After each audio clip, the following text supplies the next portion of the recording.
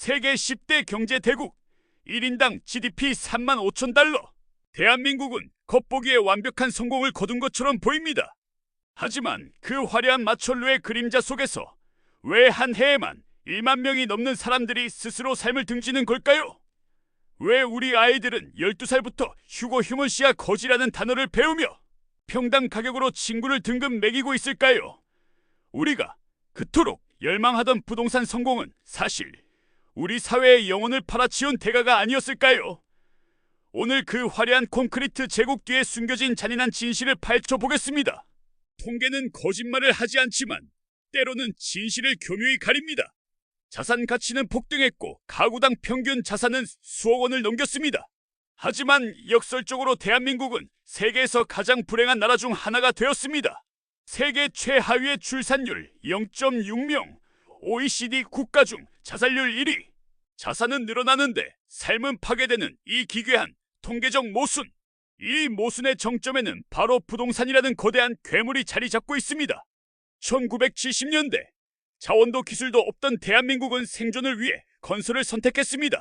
땅을 담보로 돈을 찍어내고 아파트를 지어 중산층을 형성하는 모델은 한국 경제를 비약적으로 성장시킨 엔진이었습니다.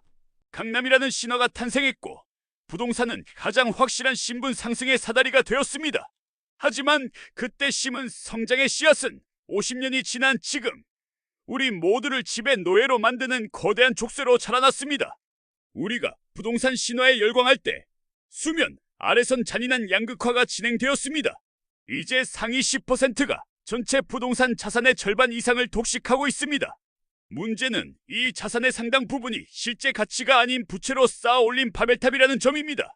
가계부채 비율은 GDP 대비 100%를 넘어 세계 최고 수준에 도달했습니다.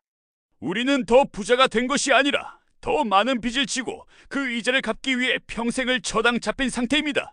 이 임계점이 터지는 순간 우리가 믿었던 중산층의 삶은 순식간에 신기루처럼 사라질 것입니다. 한국의 경제 성장 모델에서 부동산은 언제나 전매특허 해결사였습니다. 경기가 침체될 때마다 정부는 규제를 풀고 대출을 권했습니다. 국민의 가계 부채를 연료 삼아 건설 경기를 띄우고 지표상의 성장을 만들어냈죠. 국가가 앞장서서 부동산은 절대 떨어지지 않는다는 믿음을 주입시킨 결과 대한민국 전체 자산의 70% 이상이 부동산에 묶이는 비정상적인 구조가 고착화되었습니다. 싱가포르에는 키아수라는 단어가 있습니다. 남에게 뒤처지는 것에 대한 병적인 공포죠. 한국에서는 이것이 벼락거지라는 공포로 나타났습니다. 집값이 실력이 되고 거주지가 인격이 되는 부동산 능력주의 사회. 이 시스템 속에서 사람들은 더 이상 혁신이나 창의를 꿈꾸지 않습니다. 오직 집값이라는 거대한 파도에 휩쓸리지 않기 위해 영혼까지 끌어모아 빚의 감옥으로 걸어 들어갑니다. 남들보다 앞서야 한다는 공포가 우리 사회의 배려와 여유를 갉아먹고 있습니다. 왜 한국 부모들은 아이들을 입시 지옥으로 몰아넣을까요? 그 이면에는 교육을 매개로 부동산 가치를 지키려는 잔인한 계산이 깔려 있습니다. 명문학군지는 단순한 교육 공간이 아니라 그들만의 성벽을 쌓는 요새입니다. 좋은 대학을 가야 좋은 직장을 얻고 그래야 이 비싼 아파트를 유지할 수 있다는 공포.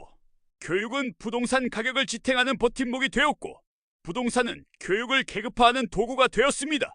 이 지옥같은 순환고리 속에서 우리 아이들의 창의성은 죽어가고 있습니다. 부동산 능력주의는 단순히 집값만 올린 것이 아닙니다. 더 빨리, 더 많이 짓기 위해 안전과 생명까지 비용으로 계산하는 건설 카르텔을 낳았습니다. 브랜드 로고는 화려해졌지만 그 안은 철근이 누락되고 층간소음으로 고통받는 콘크리트 상자에 불과합니다. 우리가 수십억 원을 지불하는 이 상품의 실체는 무엇입니까? 오직 이익만을 쫓는 건설 자본과 이를 방조한 시스템이 만든 프리미엄이라는 가짜 껍데기에 우리는 전 재산을 걸고 있는 것은 아닐까요? 부동산 시장의 가장 큰 고객은 3040세대입니다. 하지만 이제 그들이 사라지고 있습니다. 0.6명의 출산율은 단순히 아이가 안 태어나는 문제가 아닙니다. 20년 뒤 아파트를 사줄 청년이 지금의 절반으로 줄어든다는 사형 선고입니다. 받아줄 사람이 없는 자산은 가치가 없습니다. 우리는 지금 역사상 가장 큰 수요 공백의 문턱에 서 있습니다. 아무리 금리를 낮추고 대출을 해줘도 살 사람이 없으면 시장은 작동하지 않습니다. 일본은 1991년 거품이 터진 후 30년 넘게 부동산 침체를 겪었습니다. 하지만 한국이 마주할 미래는 일본보다 훨씬 가혹할 것입니다. 한국은 일본보다 고령화 속도가 훨씬 빠르고 가계부채 비중은 비교도 안 될 만큼 높기 때문입니다. 일본의 한계 뉴타운처럼 관리되지 않는 아파트들이 도심의 흉물로 변하는 모습, 그것은 이제 남의 나라 이야기가 아닙니다. 거품이 터지는 순간 대한민국 중산층의 자산은 모래성처럼 허물어질 것입니다. 정부는 이민자를 받아 부동산 수요를 채우겠다고 말합니다. 하지만 이는 착각입니다. 고소득 외국 인재들은 살기 힘든 한국보다 다른 선진국을 택하고 저임금 노동자들은 이 비싼 아파트를 사줄 능력이 없습니다. 결국 이민 정책은 노동력 부족은 해결할지 몰라도 부동산 거품을 유지해주지는 못합니다. 오히려 자국민과의 갈등만 부추기며 사회적 비용을 키울 뿐입니다. 외부에서 구원투수를 찾는 행위는 문제를 뒤로 미루는 비겁한 변명일 뿐입니다. 재앙은 이미 지방에서부터 시작되었습니다. 지방 소멸은 곧 서울과 수도권의 과부하로 이어집니다. 하지만 서울이라고 안전할까요? 일본의 사례를 보십시오. 한때 번성했던 도심 근교 신도시들이 지금은 한계 마을이 되어 노인들만 남고 치안마저 위협받고 있습니다. 인구가 줄어들면 인프라 유지가 불가능해집니다. 당신이 투자한 그 금싸라기 땅의 아파트가 20년 뒤에는 엘리베이터조차 고칠 돈이 없는 거대한 흉물로 변할 수 있다는 사실, 이것이 인구 절벽이 가져올 가장 현실적이고 공포스러운 결말입니다. 우리는 이제 부동산이라는 신기루에서 내려와야 합니다. 집값이 오르면 행복해질 것이라는 착각은 우리 사회를 고갈시켰습니다.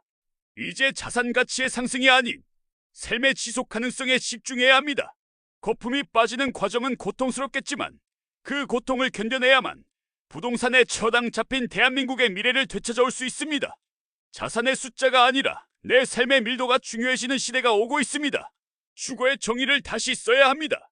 집은 투기의 대상이 아니라 인간이 존엄을 지키며 쉴 수 있는 권리여야 합니다. 소유에 집착하던 시대를 지나 얼마나 쾌적하고 의미 있게 머물 수 있느냐가 핵심이 되어야 합니다. 부동산에 묶였던 막대한 자금이 아이들의 창의적인 교육과 혁신적인 산업으로 흐를 때 대한민국은 다시 심장이 뛰기 시작할 것입니다. 우리는 집의 노예가 아니라 주인이 되어야 합니다. 당신이 남길 유산은 무엇입니까? 수억 원의 빚이 섞인 아파트 한 채입니까? 아니면 아이들이 꿈을 펼칠 수 있는 건강한 사회입니까? 부동산이 모든 가치의 척도가 되는 이 잔인한 시대를 끝낼 수 있는 것은 오직 우리의 인식 변화뿐입니다. 30년 뒤의 대한민국, 그곳에 집값 걱정 없는 청년들의 웃음소리가 다시 들리기를 소망합니다. 이제 그 긴 여정을 시작해야 할 시간입니다. 성공이란 무엇입니까? 행복이란 무엇입니까? 진정한 가치는 콘크리트 너머에 있습니다. 여러분의 자유로운 의견 댓글에 부탁드리겠습니다.